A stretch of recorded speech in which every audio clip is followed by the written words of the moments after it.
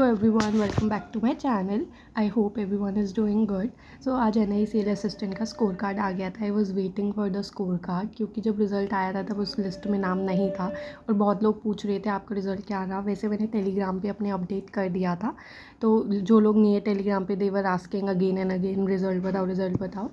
तो मैंने सोचा था स्कोर कार्ड के साथ ही मैं शेयर कर लूँगी मेरे जो मार्क्स आए हैं। तो जो दिल्ली के कट ऑफ है आई गेस 157 गई है एंड आई गॉट 151 मार्क्स, 151.57। बड़ा दुख होता है जब इतने मतलब ऐसे ही आसपास के मार्क्स से नहीं होता ना, तो बड़ा दुख सा होता है कि यार पता होता पेपर में 5 मार्क्स और कर लेते।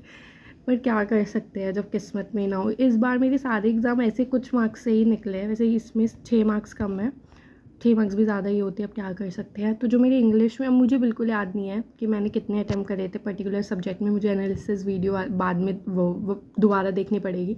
इंग्लिश में I got 36.56। I think English के मार्क्स से मैं सेटिस्फाइड हूँ, ठीक है, क्योंकि मैंने अटैम्प्ट भी कम ही करे थे इंग्लिश में।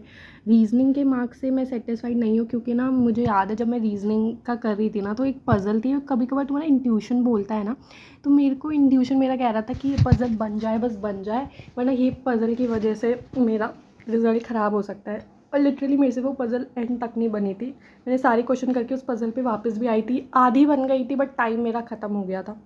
तो अगर शायद वो पज़ल के मार्क्स मेरे ऐड हो जाते तो शायद इसमें मेरे अच्छे मार्क्स होते, बट वो सोच के फ़ायदा नहीं है।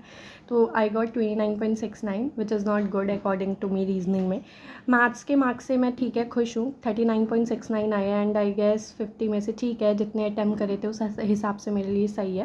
मैथ्स में वैसे मेरे मार्क्स सही आ जाते हैं, जहाँ तक मैंने अपने जितने मेंस हुए हैं उतने उसमें देखा है। तो मैथ्स के लिए जो है ना, मॉक टेस्ट सीरीज़ जो है आप हार्ड वाली ही फॉलो करा करो, जिसमें सबसे हार्ड हो, so that you will be prepare for the exams. तो मैंने जो अपने मॉक टेस्ट दिए थे ना मैथ्स के, वो स्मार्ट कीड़ा से ही दिए थे। लाइक मैं सेक्शनल लगाती थी मैथ्स के वहीं से, और चाहे सबमिट करके लगाती थी, क्योंकि उसमें इतने नेक्स्ट लेवल क्वेश्चन होते हैं कि दिमाग ही तुम्हारा घूम जाता है।